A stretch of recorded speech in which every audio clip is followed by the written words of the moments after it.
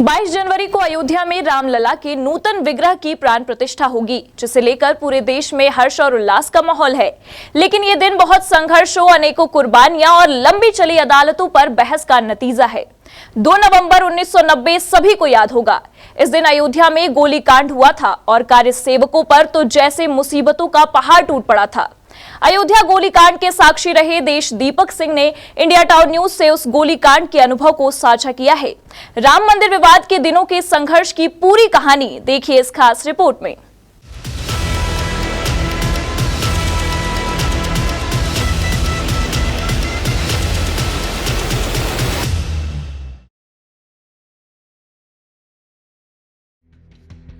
राम मंदिर आंदोलन में योगदान देने वाले कार सेवक देश दीपक सिंह दुर्ग जिले के निवासी हैं, जो आज बहुत खुश हैं क्योंकि उन्होंने जो अन्य कार सेवकों के साथ मिलकर सपना देखा था वो 22 जनवरी को पूरा होने जा रहा है।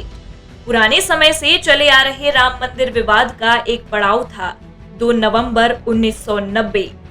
देश दीपक सिंह ने बताया कि 30 अक्टूबर 1990 को विवादास्पद बाबरी ढांचे के शीर्ष पर सनातन धर्म का झंडा लहराने और बाद में 2 नवंबर 1990 को अयोध्या गोलीकांड के वे साक्षी रहे हैं। इंडिया टाउन न्यूज के साथ राम मंदिर निर्माण के संघर्ष को साझा करते हुए कभी उनकी आंखें छलछला उठी तो कभी दिल में आनंद हिलोरे मारने लगा। अयोध्या में राम मंदिर निर्माण के आंदोलन में दुर्ग जिले के राम भक्तों ने भी बढ़ चढ़कर हिस्सा लिया था। 30 अक्टूबर 1990 को विश्व हिंदू परिषद ने श्री राम जन्मभूमि पर कार सेवा करने की घोषणा की थी। तो उस समय के तत्कालीन शासन ने तुष्टीकरण की नीति के चलते घोषणा की थी कि परिंदा भी पर नहीं मारेगा। तो उसको ध्यान में रख के शासन प्रशासन ने उत्तर प्रदेश की सीमाएं सील कर दी थी। 9 नवंबर 1989 को अशोक सिंघल और गिरिराज किशोर के नेतृत्व में कामेश्वर चौपाल ने राम मंदिर निर्माण के लिए शिलान्यास किया। इसके बाद पूरे देश में राम शिला पूजन का वृहद अभियान चलाया गया। दीपक सिंह ने बताया कि तत्कालीन उत्तर प्रदेश की सरकार ने कार सेवकों को रोकने के लिए पूरे अयोध्या में ऊंचे ऊंचे बैरिकेड्स लगाकर उसमें कैमरे के साथ लाइट मशीन गन को कनेक्ट कर दिया था। जो भी कैमरे की कैद में होता तुरंत गोली चल जाती। इस तरह का एक आतंक का माहौल उस समय अयोध्या में था। आतंक के माहौल को चुनौती देते हुए 30 अक्टूबर को 5 लाख कार सेवक उपस्थित हुए। बाबरी गुंबज पर ध्वज फहराया गया। उस समय गोलियां चलाई गई थी। बहुत सारे कार सेवक मारे भी गए थे। अयोध्या में भी जगह जगह बैरिकेड्स लगाए गए थे कार सेवकों को रोकने के लिए। ऊंची ऊंची मचान बना गई, उस पर वीडियो कैमरा और उसके साथ लाइट मशीन गन को कनेक्ट किया गया था ताकि वहां से कोई कार सेवक गुजरते दिखे तो उसके ऊपर गोली चल जाए। इस तरह का एक आतंक का वातावरण पैदा किया गया था। उस आतंक के वातावरण को हिंदू समाज ने चुनौती के रूप में स्वीकार किया और जहां परिंदा भी पर नहीं मार सकता की घोषणा की गई थी, वहां पर 30 अक्टूबर को अयोध्या की गलियों में 5 लाख कार सेवक उपस्थित हुए थे। गुंबद पे जब ध्वज फहराया गया तब कार सेवकों पर एक गोलियां चलाई गई थी। उसके कारण कुछ कार सेवक हमारे मारे भी गए थे। गुंबज पर भगवान प्रकट हुए और वानर ध्वज लेकर बैठे हुए थे। उस समय जो वहाँ पे एक अलौकिक दृश्य प्रस्तुत हुआ था वो आज भी मेरे नेत्रों में बस गया है कि वहाँ पर एक साक्षात हनुमान जी के स्वरूप को लेकर एक बंदर वहाँ भगवा ध्वज को पकड़कर बैठा था बाबरी ढांचे के गुंबद पर। 2 नवंबर को विश्व हिंदू परिषद ने घोषणा करते हुए कहा कि अब सत्याग्रह करेंगे। जब कार सेवक गलियों में निकले तो तत्कालीन सरकार के द्वारा गोली चलाने का आदेश हो गया। उसके बाद सैकड़ों की संख्या में कार सेवक मारे गए। अयोध्या की गलियां खून से लथपथ हो गई थी। अयोध्या में घंटियों की आवाज की जगह गोलियों की आवाज गूंज रही थी। सरयू नदी का पानी खून से लाल हो गया। लखनऊ से तत्कालीन शासन ने गोली चालन का आदेश दिया। गोली चालन में हमारे बहुत सारे कार सेवक मारे गए। अयोध्या की गलियां खून से लाल हो गई थी। जो अयोध्या में घंटे घड़ियाल की ध्वनि सुनाई देती है, वहाँ तर तर तर तर गोलियों की आवाज़ गूंज रही थी।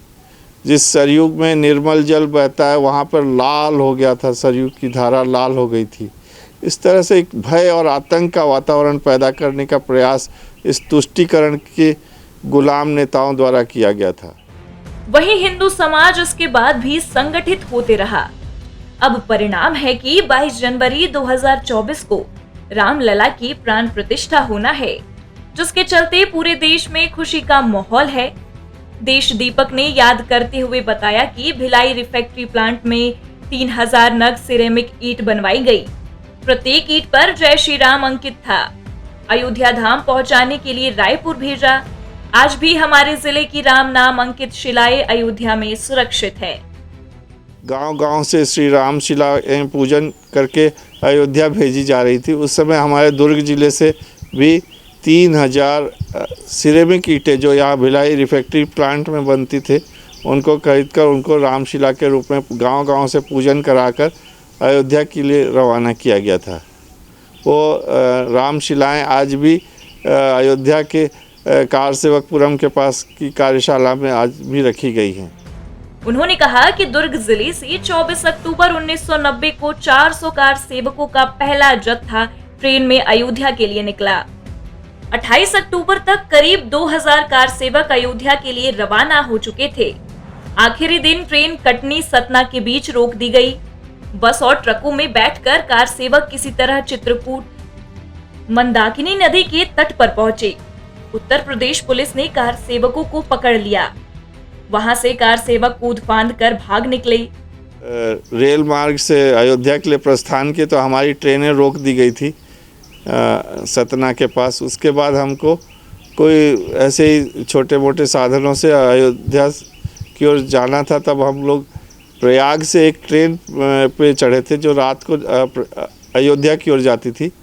तो रात में पता चला कि अगले कुछ स्टेशनों पे पुलिस ट्रेन की जांच कर रही है और कार सेवकों को गिरफ्तार कर रही है। तो हम लोगों ने रात के अंधेरे में ट्रेन से कूदकर पैदल गांव से जाने का निर्णय किया।